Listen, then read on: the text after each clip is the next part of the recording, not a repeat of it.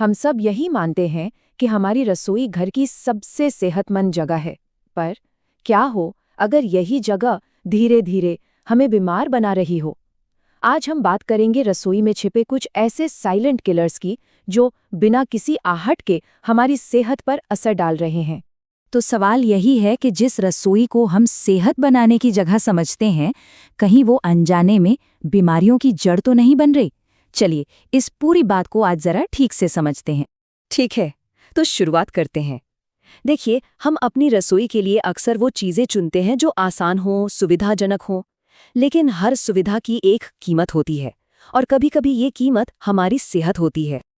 Nonstick pan कितना आसान लगता है ना इसमें खाना बनाना, पर कभी सोचा है कि जब ये पुराना होता है, इस पर खरोंच लगती है, तो क्या होता है?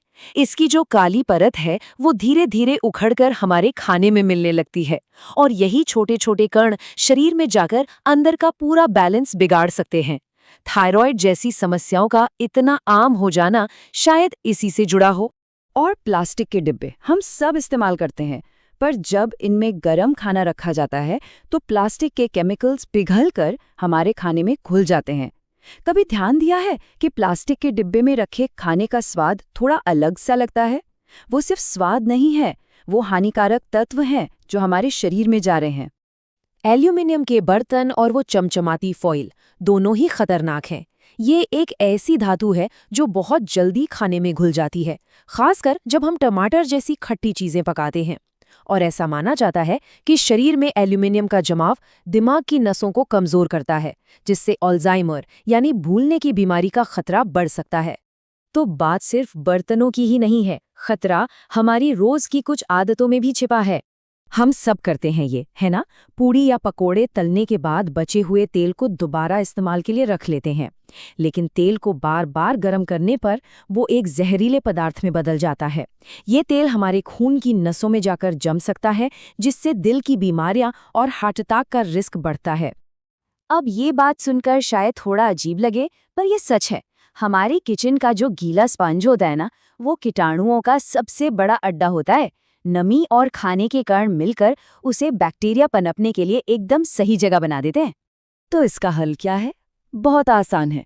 बस स्पंज को हर इस्तेमाल के बाद अच्छे से धोएं, उसे पूरी तरह सूखने दें और हर 2 हफ्ते में उसे बदल दें। ये छोटा सा बदलाव पेट दर्द और इन्फेक्शन जैसी कई दिक्कतों से बचा सकता है। कभी ऐसा हुआ है कि बर्तन धोने के बाद भी उनमें से साबुन की हल्की सी महक आती है? अगर बर्तन ठीक से ना खंगाले जाएं, तो साबुन की एक न दिखने वाली परत उन पर रह जाती है और खाने के साथ ये केमिकल हमारे पेट में जाकर पाचन को खराब कर सकते हैं और शरीर की बीमारियों से लड़ने की ताकत को भी कम कर सकते हैं। तो इन सब चीज़ों का हल क्या है? जवाब शायद हमारे पास पहले से ही था। सेहत के सबसे बड़े राज हमारी जड़ों में, हमारे बड़े बुजुर्गों के तरीकों में छिपे होते हैं। और ये बात 100% सच है। वो उन चीज़ों को अपनाते थे जो कुदरती थीं, जिन्हें कम से कम प्रोसेस किया गया हो।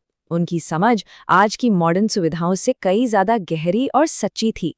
सबसे बड़ा फ़र्क यहीं पर आता है। आज हम जो सफ़ेद चीनी इस्तेमाल करते हैं, वो खून में शुगर का लेवल बढ़ाती है और ज़्यादा नमक ब्लड प्रेशर। वहीं दूसरी तरफ हमारे बड़े बुजुर्ग चीनी की जगह गुड़ या धागे वाली मिश्री इस्तेमाल करते थे और सादे नमक की जगह सेंधा नमक। ये छोटे छोटे बदलाव ही उनकी अच्छी सेहत का राज थे। तो इसका मतलब ये नहीं कि सब कुछ मुश्किल है। अच्छी बात यह है कि अपनी रसोई को वापस सेहतमंद बनाने के लिए हमें बस कुछ बहुत ही आसान से बदलाव करने हैं। तो याद रखने वाली कुछ आसान सी बातें हैं। नॉन-स्टिक की जगह लोहे या स्टील का पैन, प्लास्टिक की जगह कांच या स्टील के डब्बे, एल्यूमिनियम फॉइल की जगह सूती कपड़ा या बटर पेपर, और सबसे ज़रूरी रिफाइंड चीनी के जगह गुड़ या मिश्री और सफ़ेद नमक की जगह सेंधा नमक।